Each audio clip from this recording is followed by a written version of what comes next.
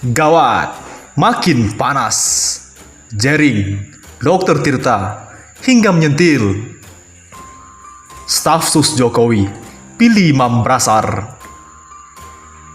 Setelah mundurnya Belva dan Andi, ada seorang staf khusus Presiden Jokowi lainnya yang kembali menjadi sorotan. Billy Mambrasar saat ini menjadi perbincangan publik karena perusahaannya PT Papua Muda Inspiratif yang disingkat PMI sempat mengajukan dana ke Lembaga Pengelola Dana Bergulir atau LPDB, Koperasi dan UMKM melalui mekanisme koperasi. Billy diketahui menjabat sebagai direktur utama di perusahaan tersebut. Tapi bukan itu masalahnya. Orang Papua protes. Billy Mambrasar bukan presentasi orang Papua. Sebelumnya Billy juga pernah membuat kontroversi melalui cuitan di akun Twitternya tentang kubu sebelah dalam tanda kutip. Kontroversi itu muncul tak berapa lama setelah dia diangkat sebagai staf khusus Presiden. Presiden Jokowi memilih Billy sebagai salah satu staf khusus milenialnya yang merupakan representasi Papua. Billy juga pernah mengatakan bahwa keberadaannya di lingkar istana ialah untuk membangun Indonesia melalui Papua. Saya berkomitmen kepada Pak Jokowi. Pak, mari kita bangun Indonesia dari Papua. Selama ini membangun Papua dari Indonesia. Sekarang membangun Indonesia dari Papua. Itu narasi yang akan kita usung, ujar Billy usai dipilih sebagai staf khusus Presiden di Istana Merdeka, Jakarta Pusat, Kamis 21 November tahun lalu. Lalu, apakah Billy sudah dianggap memberikan kontribusi kepada Papua? Pertama, Billy bukan dipilih oleh masyarakat Papua. Billy dianggap bukan representasi.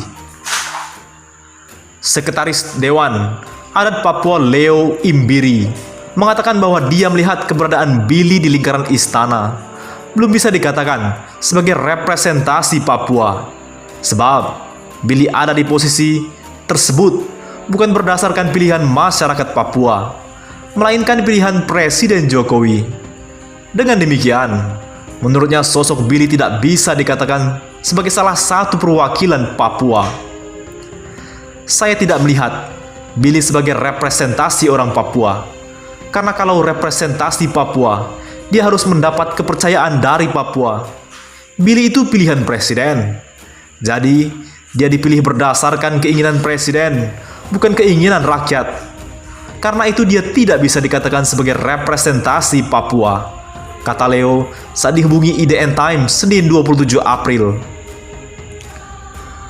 Pertanyaannya, siapa dari rakyat Papua yang mengusulkan dia jadi staf sus presiden? Kedua, Papua belum melihat kemajuan kerja Billy untuk mereka. Selama Billy bergabung di lingkaran istana, kata Leo, Papua belum mendapatkan manfaat dari keberadaannya.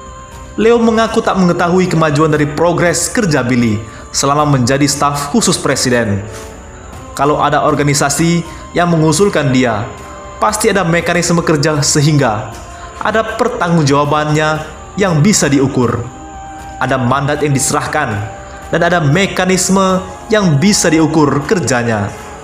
Jadi, kita bisa bilang apakah kerjanya ada progres, kemajuan dari kerja itu atau tidak. Sama sekali tidak ada, tidak tahu, karena itu kan keinginan Jokowi sendiri menunjuk dia. Ketiga, ide-ide Billy belum dirasakan masyarakat Papua. Leo sendiri menuturkan, dia pernah 2 kali bertemu Billy. Menurut dia, Billy sosok pemuda cerdas yang memiliki banyak ide. Tapi, sayangnya ide-ide Billy itu belum dirasakan oleh rakyat Papua, meskipun dia sudah berada di lingkaran orang nomor 1 di Indonesia. Keempat, Dewan Adat pertanyakan, siapakah pengusaha muda dalam program Billy? Terkait dengan dana yang diajukan oleh perusahaan Billy untuk program gerakan Papua Muda, Leo pun kembali mempertanyakan, siapakah pengusaha-pengusaha muda yang dimaksud Billy itu? Kalau dia mau kerja untuk pengusaha muda Papua, siapa pengusaha muda Papua yang dia maksud? Ini kan tidak ada lembaga Papua yang bisa melakukan pengawasan dan memastikan keberhasilan program itu, kata Leo. Ia pun mengaku tidak mengetahui tentang program yang dimaksud oleh Billy karena prosesnya tidak melibatkan rakyat Papua. Di sisi lain, bahas COVID-19, Jering ungkap hal yang dianggap musuh Dr. Tirta. Diskusi soal pandemi COVID-19, Dr. Tirta Mandira Hudi dan drummer band Superman Is Dead atau SID Jering menyinggung ketakutan masyarakat terhadap virus corona. Untuk diketahui, sebelumnya Dr. Tirta dan Jering sempat saling melontarkan pendapat tentang COVID-19 lewat akun Instagram masing-masing.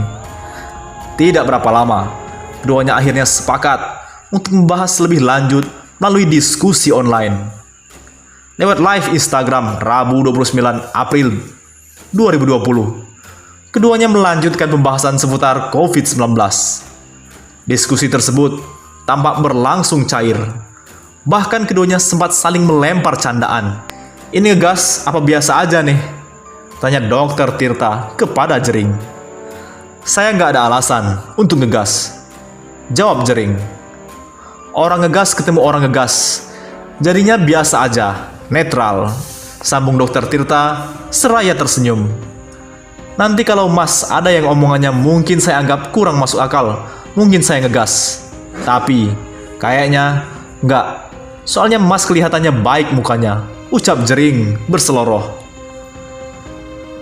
Tampak Dr. Tirta pun terpingkal mendengar ucapan Jering. Sementara itu dalam diskusi tersebut, satu di antara hal yang dibahas adalah terkait narasi yang muncul di tengah pandemi virus corona. Kalau soal yang namanya narasi media, itu ibaratnya ini, orang naik motor ada potensi kecelakaan, dan kecelakaan angka kematiannya tinggi. Tapi, kalau kita naik motor, belum tentu kita mati kan? Kalau pakai helm. Kalau misal terjadi di COVID-19, COVID itu danger. Benar, resiko itu ada. Yang paling penting adalah orang kalau kena COVID belum tentu mati, bisa selamat, tutur Dr. Tirta. Menurutnya, saat ini narasi perihal pasien COVID-19 sembuh ini minim disampaikan. Narasi selamat ini, ya, nggak digoreng. Jering pun nampak setuju dengan apa yang disampaikan Dr. Tirta. Itu dia, ini musuh kita berdua, sama, COVID dan narasi. COVID kan udah musuh bersama, ucap Jering. Kenapa? Seolah ada narasi harapan untuk dikubur. Ketakutan itu dipupuk, jadi ketakutan-ketakutan. Padahal harapan itu ada di mana-mana kalau masyarakat mau mencari. Tapi sayang, masyarakat kadang-kadang nggak tahu akses untuk mencari. Ketika mau tanya ke teman yang pintar, udah kemakan narasi, papar Jering. Dr. Tirta mengakui dirinya sepakat dengan Jering terkait hal itu. Jujur kita ada kelurusan dan kesamaan. Kenapa? Kok orang stigmanya negatif banget sama COVID? Sampai pasien gak jujur, sampai pasien itu takut banget ngaku, urai Dr. Tirta. Jering lantas menyinggung soal kesempatan pulih seorang pasien COVID-19. Nah, ini kesalahannya siapa? Saya tidak suka. Bukan hobi saya menyalahkan orang, tapi ini bukan masalah pribadi. Ini menyangkut kehidupan satu negara, mungkin satu bumi. Ini yang memelihara menciptakan ketakutan luar biasa terhadap hal yang sebenarnya kesempatan itu untuk pulih gede banget. Itu siapa, Mas? Kata Jering. Dr. Tirta kemudian menyoroti ketidakjujuran pasien. Jadi kalau yang menciptakan ketakutan ini terlepas dari alasan yang ada. Tapi kalau kita seperti ini tuh adalah yang menyebabkan satu pasien tidak jujur, sampai jenazah ditolak, sampai aku ngerasain sendiri, sampai aku pulang ke kompleks aja sempat mau diusir dari kompleks sendiri, tuturnya. Selain itu, Dr. Tirta kembali menyinggung pengemasan narasi yang disampaikan ke publik. Jadi emangnya narasi harus dari awal dibangunnya positif.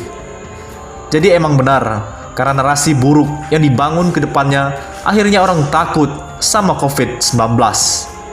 Borong masker APD, itu jadi beruntun efeknya. ucap Dr. Tirta.